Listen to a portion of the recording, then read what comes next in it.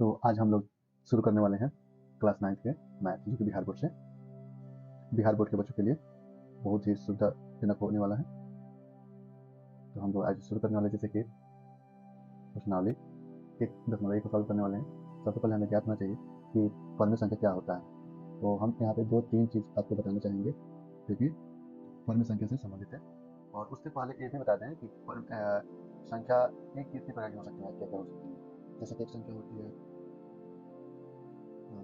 Natural number होते हैं, यानी कि प्राकृतिक संख्या। अब प्राकृतिक संख्या को हमें समझ सकते हैं 1 से लेकर 9 तक के जितने अंक हैं, इन अंकों को हम क्या कहेंगे, प्राकृतिक संख्या कहेंगे। और एक आता है पूर्ण संख्या, कहता है पूर्ण संख्या। तो पूर्ण संख्या का मतलब यह है कि यदि हम 1 से लेकर 9 तक की जो अंक हैं, इनमें यदि हम 0 को शामिल कर लेते हैं, 0 क्या कर लिए हम शामिल कर लिए, ये क्या हो जाएंगे, पूर्ण संख्या हो जाएंगे। ठीक है। और साथ में यदि हम यहाँ पे एक और चीज़ मिला दें कि परिमेय संख्या, तो परिमेय संख्या जो है, इसको हम 2-3 तरह से इसको हम सॉल्व कर सकते हैं। जैसे कि परिमेय संख्या जो है, हम यहाँ कर सकते हैं कि कोई भी भिन्नात्मक जो संख्या है परिमेय संख्या होगा। एक पहला डिफिनेशन हो गया। दूसरा डिफिनेशन इसका ये भी हो सकता है, जिस संख्या का पूर्ण वर्गमूल ज्ञात हो, परिमेय संख्या है। ठीक है, पूर्ण वर्गमूल हमें क्या हो, ज्ञात हो, तो भी हम परिमेय संख्या इसको कहेंगे। अच्छा, वह संख्या जिसका दशमलव प्रसाद जो है शांत हो, वो भी परिमेय संख्या है। ठीक है, जैसे हम कह सकते हैं। और एक और जो है हमारा खास एक जो डिफिनेशन होता है, जो कि हर एक किताब में, गणित की किताब में दिया रहता है। जैसे कि लिखा रहता है कि वह संख्या या जिसे p/q के रूप में लिखा जा सके, ठीक ना, जिसे p/q के रूप में लिखा जा सके, तथा जहां p और q एक पूर्णांक है, क्या है, पूर्णांक है, और q is not equal to 0 है। तो ये जो है हमारा बहुत ही चर्चित एक डिफिनेशन होता है, जो कि हर एक पुस्तक में सबसे पहले दिया हुआ रहता है।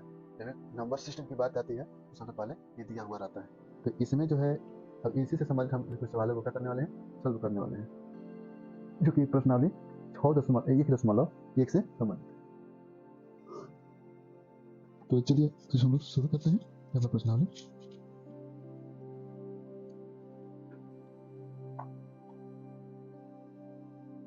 तो हमारे सामने जो पहला सवाल आया है, तो वो सवाल जो है कुछ इस प्रकार से है।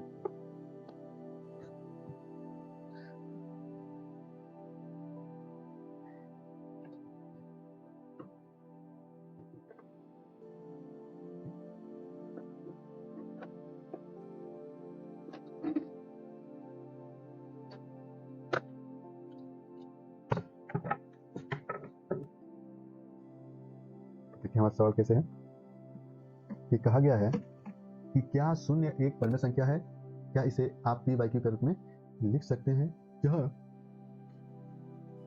p और q एक पूर्णांक संख्या है और q is not equal to 0 है। यानी कि शून्य के बारे में बोल रहा है, लिखने के लिए शून्य के बारे में बोल रहा है कि क्या आप p/q के रूप में शून्य को लिख सकते हैं। तो हाँ, हम क्या लिखेंगे, आंसर में लिखेंगे हाँ, शून्य को, किसको, शून्य को 0/1 के रूप में लिख सकते हैं। ठीक है, लिख सकते हैं जहां p और q, जहां p और q एक पूर्णांक है और q इज इक्वल टू 1 है, हम इतना लिख सकते हैं। ठीक है, q लिख सकते हैं खूब आराम से, यहाँ जाएगा हमारा आंसर। ठीक है, आगे बढ़ते हैं अपने दूसरे सवाल की तरफ। अब बोला है कि 2, 3 और 4 के बीच 6 परमेय संख्याएं ज्ञात करें। कितना? 6 परमेय संख्याएं ज्ञात करें। तो इसके लिए हम सबसे सरल उपाय बनाएंगे। ये जो 3 जो है लिख देंगे पहले हल में क्या लिखेंगे? 3 के लिए यहाँ पे लिखेंगे। सबसे पहले क्या लिख लेंगे?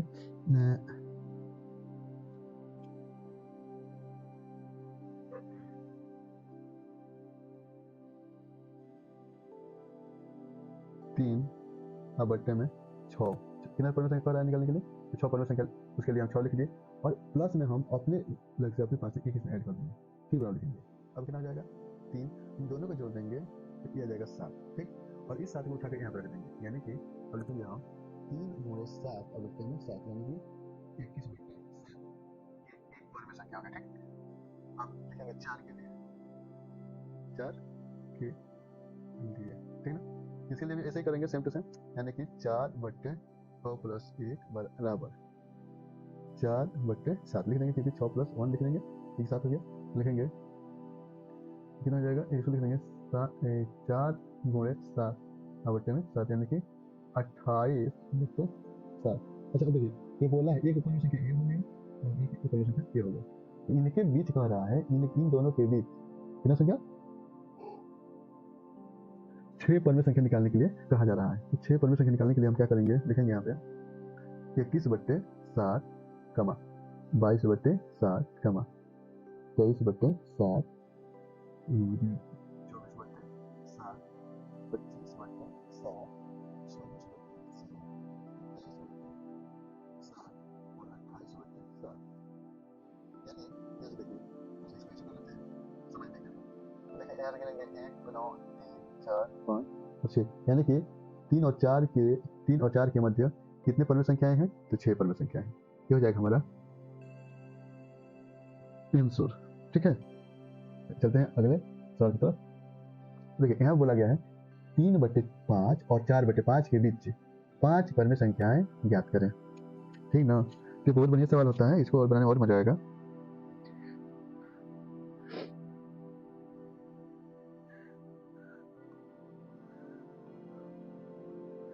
तो इसके लिए हम लिख लेंगे 3 बट्टा 5 के लिए लिख लेंगे, कितना लिखेंगे? अब देखिए कितना कह रहा है परमेय संख्या निकालने के लिए? 5, यहाँ पे गुणा लिखेंगे 5, आप प्लस अपने हिसाब से 1 लगा लेंगे, तो कितना हो जाएगा? बराबर में 3 बट्टा 5 गुणे कितना हो जाएगा? 6, और इसे 6 को उठाकर इसको उठा के रख देंगे, यानी कि कुछ ऐसे 3 गुणे 6 बट्टे में 5 गुणे 6, यानी कितना जाएगा? 18 बट्टे 30, एक परमेय संख्या। अब इसके लिए लिख लेंगे, इसके लिए क्या लिखेंगे? 4 बट्टे 5 गुणे 5 प्लस 1 बराबर 4 गुणे कितना जाएगा?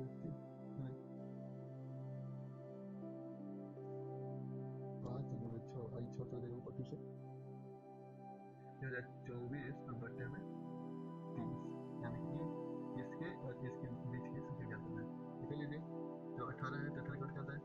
28 बट्टे 30, एक परमेय संख्या हो गया। और फिर से 20 बट्टे 30 दूसरा परमेय संख्या, 21 बट्टे 30, 22 बट्टे 30, 23 बट्टे 30 हो गया ना? 5 परमेय संख्या निकल के रेडी हो गया। ठीक है, ये हो गया हमारा आंसर। ठीक है, अब देख लेते हैं अगला सवाल क्या है हमारा। दिया हुआ है कि नीचे दिए गए कथन सत्य हैं या असत्य हैं, कारण के साथ अपने उत्तर का उत्तर दीजिए। चलिए ठीक है, तो पहला नंबर देखिए क्या कह रहा है कि प्रत्येक प्राकृतिक संख्या एक पूर्ण संख्या होती है। इसमें लिखेंगे हाँ भाई ये बात तो सही है, क्या लिख देंगे? हाँ। पहला क्या लिखेंगे? हाँ, यह कथन सत्य है। क्या है? सत्य है।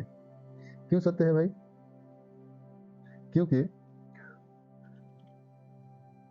क्योंकि प्राकृतिक संख्याएं तथा पूर्ण संख्याएं दोनों इन्फिनेटिव हो सकती हैं, अनंत तक जा सकती हैं। हो सकता है, या हम कह सकते हैं कि पूर्ण संख्याओं का संग्रह सभी प्राकृतिक संख्याओं को रखता है, यानी कि पूर्ण संख्याओं का संग्रह सभी प्राकृतिक संख्याओं को रखता है। इसे लिख सकते हैं अपने हिसाब से। आगे चल लेते हैं, आगे लिखते हैं प्रत्येक पूर्णांक एक पूर्ण संख्या होती है। तो ये बात सही नहीं लग रहा है, तो इसको हम क्या कर लेंगे, क्रॉस करने की क्रॉस करेंगे भाई, उसको देख लेते हैं। दूसरा में लिखेंगे असत्य। अब असत्य क्यों, देख लेते हैं क्यों असत्य कह रहा है। क्योंकि पूर्ण संख्याओं की सूची में किसका, पूर्ण संख्याओं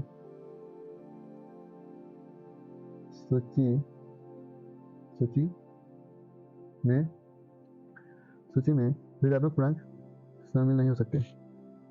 ऋणात्मक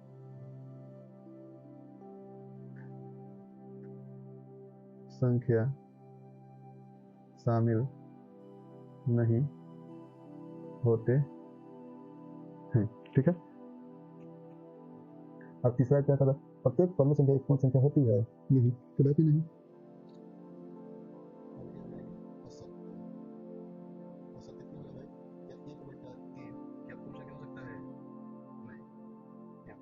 ठीक ना। फिर से अगला देख लेते हैं, फिर से एक और उदाहरण ले लेते हैं, जैसे कि 6/7 रखेंगे तो क्या ये हो सकता है, तो नहीं, ये भी नहीं होगा। तो ये पूर्ण संख्या नहीं होती है, ये पूर्ण लिख लेंगे, ये पूर्ण संख्या नहीं होती, ठीक है। और यहाँ तक कुछ भी नहीं, तो अब हम इसका अगला अध्याय यानी कि प्रश्नावली 1.2 को कल हल करने वाले हैं।